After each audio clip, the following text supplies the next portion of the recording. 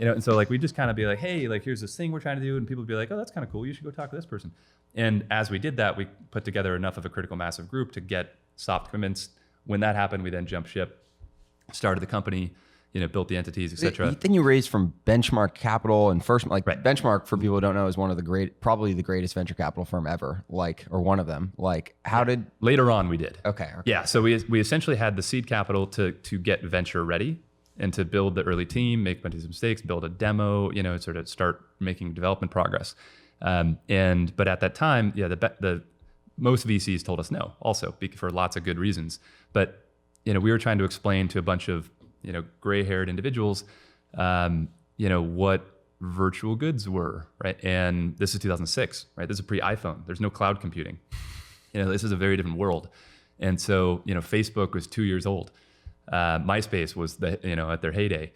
And so, somebody was like, wait, you want to create this battle arena game where 19-year-old dudes are killing each other and then they're playing dress up doll and that's how you make money? And we're like, well, not really, but kind of. And they're like, yeah, good luck with that. And so, I think all these just reinforce that entrepreneurs face a lot of challenges and a lot of friction, and you need to not delude yourself, right? And that was part of the point around our diligence. It wasn't just to go try to explain it to people. It was to be like, are we crazy, right? Or is there real substance to this? Because we also are the type of people where we can't sell something we don't believe in. But once we had conviction, like once we really thought through it all and we believed, then we could go convince others to believe. But many of the top developers that we ended up hiring later on, or wanted to hire, they all had great jobs. They didn't want to come work for us. So, again, we had to get creative, which is like, okay, how do we get them involved anyway?